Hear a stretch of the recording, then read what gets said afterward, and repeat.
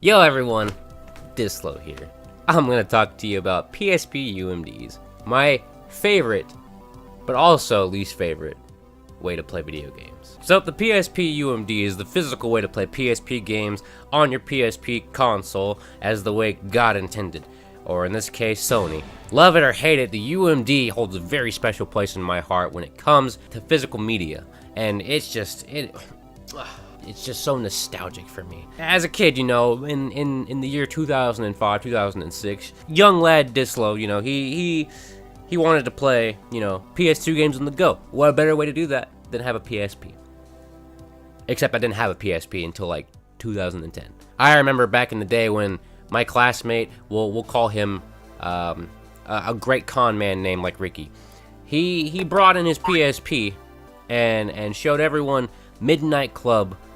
And this was the most mind-blowing thing to me, because before this, I didn't know a PSP even existed. Looking at the PSP and seeing PlayStation 2 graphics on a handheld this big, you know, this is insane. I never knew that you could do that at the time.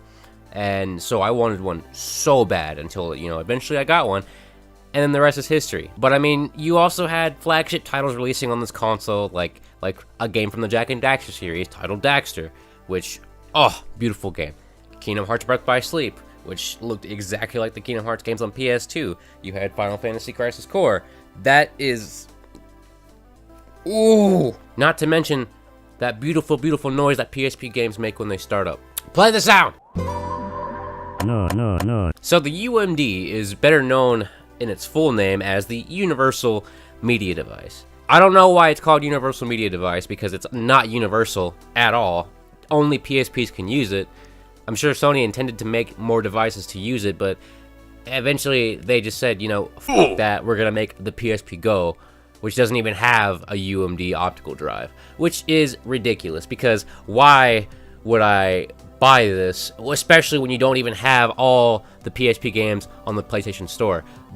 Come on, Sony, do better than that. Sony chose to go with an optical drive just mainly because flash memory at the time was a little bit too expensive for their taste. On top of this, Sony figured that the PSP UMD would have pretty good DRM, and it didn't. In fact, it is so brain dead easy to get a PSP emulator and PSP ISOs running on your computer.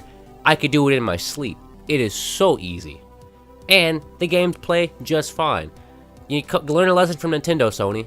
Take down everything on the internet. Now, in terms of collecting for the system, PSP UMDs are quite cheap right now.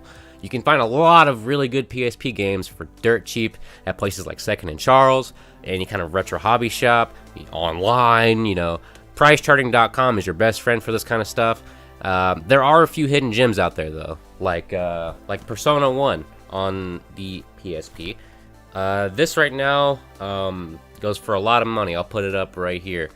This is one of the few rarities that I actually got at a pretty decent price. I got this for about 40 bucks a couple years back, and man, this game is awesome in terms of the case and stuff. And it even came with a full-fledged actual soundtrack. Why do I always have a hard time putting stuff back into a case? I don't understand it.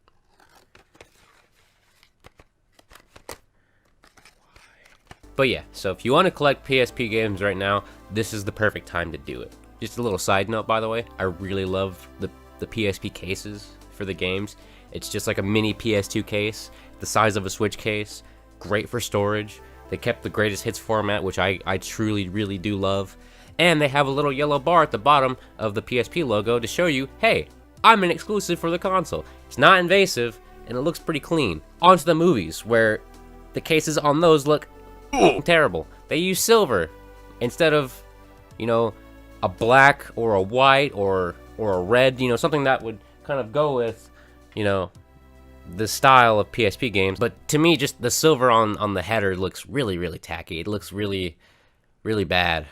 Really, really bad. Movies and TV shows were okay on the console, but it did more harm than it did good. The movie format for PSPs, it really wasn't enough comparative to traditional DVDs, where the traditional DVDs could hold 4 gigabytes of data, whereas the UMDs can only hold about 1.8 gigabytes, meaning that you had to have stuff cut out. For me, it's just like, why? Why would I want to, lose the director's cut stuff, the special scenes, the deleted scenes, the bloopers? I mean, if you just want to watch a movie on the go, go right ahead. But I would just much rather go ahead and get a traditional DVD, or nowadays, I could literally just stream it to my phone, and it's even better quality than it would be on the PSP with extra stuff. It's all good though. The PSP has Pulp Fiction. That's all I need on it. Now, the one thing I really do not like about the UMD is how breakable the shell is for these games. In fact, they're so breakable, it wasn't out of the ordinary to see replacement cases for your UMD. In fact, on one of my games, Kingdom Hearts Birth by Sleep, I have one. And it's an even better quality than the one that Sony ships out with the UMDs. I don't know why they went with this really cheap, pathetic plastic, but as a kid, you don't really have the money to replace a UMD shell. So if it's gone, it's gone. It's broken. I've had several PSP games where they just fell apart and I could no longer use them. Part of it was just being a reckless kid, but the other part was, even as a collector, taking care of my stuff and playing the games, quite a bit, they just kind of don't really hold up, and you have to get a replacement shell. I will never understand why Sony did not use a thicker plastic or a better designed shell for it. It doesn't seem like it was that hard to make this, considering there are several third parties who have made better shells. It's one of my very, very big pet peeves with UMDs. But yeah, there's nothing really much to talk about with UMDs, honestly. I thought I'd express how much I really, really, really enjoy UMDs.